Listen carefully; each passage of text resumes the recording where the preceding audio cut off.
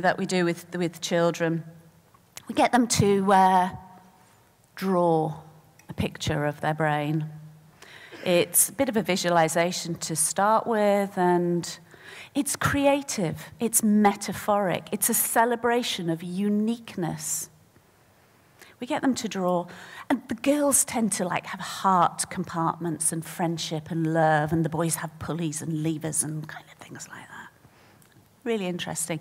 It opens up a dialogue with the children to their unconscious minds. It also opens up a dialogue for me to work with them too, as I'm about to share with you. So my first case study is about a young lad called Adrian. And Adrian was 10 when I worked with him.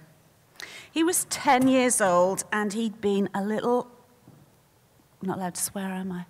So-and-so all day in the class that I was working with. He was non-compliant. He was just unhappy. He was out of sorts with himself and just with everything. He just, and the teacher told me that he'd been really good behavior until year 2, and then something had happened. And now he was just a naughty boy, labeled to the identity.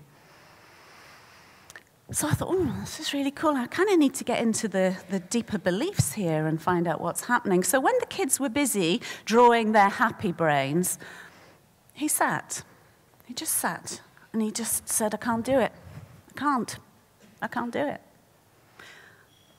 It was my first opportunity to come and sit alongside him and do some one-to-one work. And I sort of said, oh, really cool. So, all right. Remember, we pace the reality of the person that we're with, so you can't do it. What until now has stopped you? Now, the until now trick works. It's part of the magic Milton language model. And nobody had asked him that question before, quite clearly, because his little eyes kind of went, did what we call a transderivational search. His eye accessing was, I've got to find that information. And then he turned and he looked at me in a kind of antagonistic way. And he said, I've got the devil in me. Cool. Now, I suppose, you notice your response to that term, that many teachers, many parents, many people in his life would say, yes, you bloody have. Or, no, you haven't. No, honestly, you haven't. Neither of them is particularly helpful to him. So I said, cool. So where are you going to draw that little red guy? And nobody had asked him that question before. And again, he kind of went into this.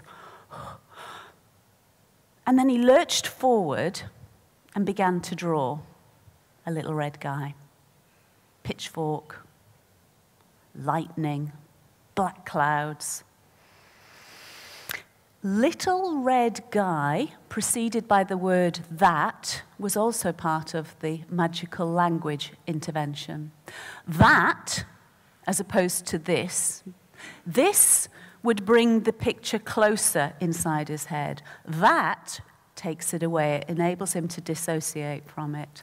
By calling the little devil the little red guy, I was already beginning to reduce the images inside his head. It was little. It was red. Actually, it was a guy. Matter of fact. So he'd finished and he'd sort of turned and he looked at me as if to say, I told you so. I was, oh. But where's the balancer? Everything's got an equal and an opposite. Everything's got a balancer. Where's the balancer? Presupposition that there is a balancer and he's going to find it. He hadn't been asked that question either before. And again, he kind of went back inside his head and he's searching and he's searching and he's searching, where's the balancer? And at the moment that he found the answer, his whole face lit up, his whole physiology illuminated. And at that point, I very gently tapped him on the shoulder, setting up a kinesthetic anchor, should I need it in the future. He said, a golden angel with golden sunshine beaming down. And that broke the spell. That enabled him, little Adrian, to become more resourceful, more resilient. He continued and created this lovely picture of a brain. You can see the balance compartments. And when he asked if he could show and tell, and when he shared his picture with the class at the end, and after he described the inner workings of his mind to the class, I asked the class and the teachers, who here has ever experienced something like that little red guy inside their minds? And a sea of hands rose up, and he flushed again. Spell was breaking.